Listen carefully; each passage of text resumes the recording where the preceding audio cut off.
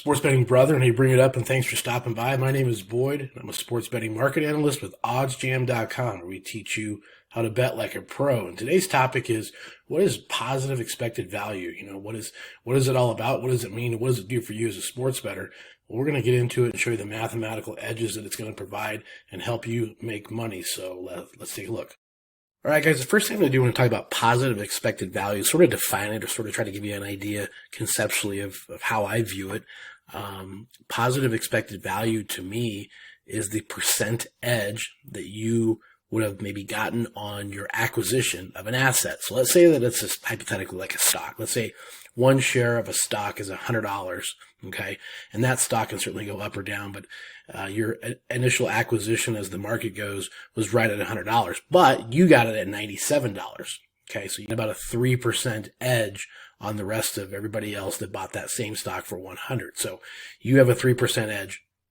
You're going to do a little bit better, obviously, as that stock performs. So same thing in sports betting, and the edge can become known with a positive E, the positive expected value, when you're getting a percent edge over the market making books. So the books, the sports books that are setting the markets. And if, let's say, for example, like in this case right here, we've got this pulled up for you.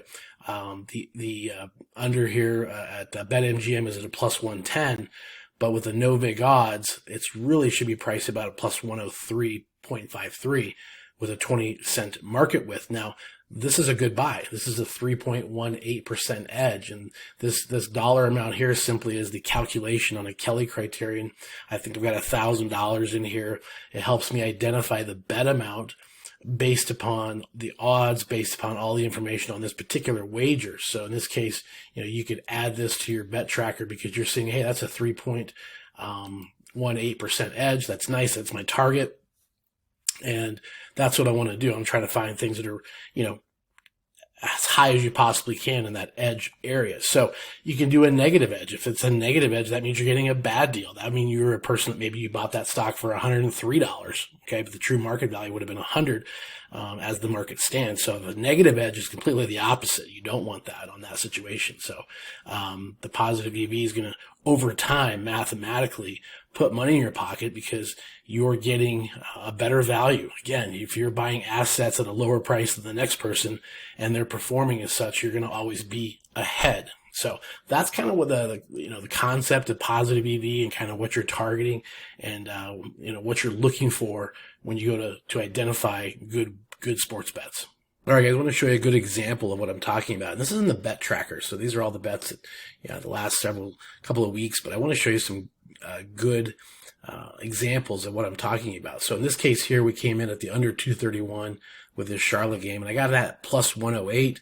The closing line value, or the CLV, came in a little bit worse. So there in the green, that's good. Green is good, red is not. And in this case, you can see, even though I won the bet, as time went on throughout the course of the day, I was in early at minus 129.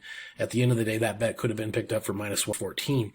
Although I won the bet, that's not really the practice that you want to have, as a good source. Now here's a good, another decent one here, 10-cent value on this, picked it up at plus 105. It ended up at minus 105 and, won that bet. But that's kind of the practice that you want to get in the habit of. And of course, here's one that's a good example. Got in early at minus 132, thought I was pretty smart. The market changed, market went down. So this is an example of a stock that I bought. You can call it, as a sports trader, a stock that you purchased early. You thought you got a good deal and it went down. So, that's an example of what you're trying to avoid. But I just want to show you here the positive EV, the closing line value is what the line ended up at before kickoff or before the tip, before the first pitch, whatnot. And you're always trying to get the best value. So, again, more examples here, plus 140 versus plus 126. That's what's making a sharp bet. It's making a sharp wager, is getting the best value, not only winning the game, but getting the best value at the sports book that's providing that in your area. So that's what positive EV is. Hope that makes sense. If you have any questions, leave it below. Happy to address that. But again, the positive EV is different than closing line value, and they're two very, very critical pieces to understand to make money sports betting. All right, guys, there you have a quick explanation and hopefully a good understanding of what positive expected value is, and something you definitely want to take advantage of at OddsJam.com. OddsJam provides the positive EV page. It helps you identify the wager, identify the sports book, helps you with managing the bankroll, does it all for you. So really that's a mathematical profitable edge that you'll absolutely have over the course of time, and really the way to go when you're a data-driven sports bettor like myself and many, many others that are finding this to be very, very helpful and profitable. So again, if you haven't gotten over to OddsJam to get your free trial set up, please do so. If you have any other questions, leave them down below, and I appreciate you taking the time to watch the video. And let's go make some mathematical money.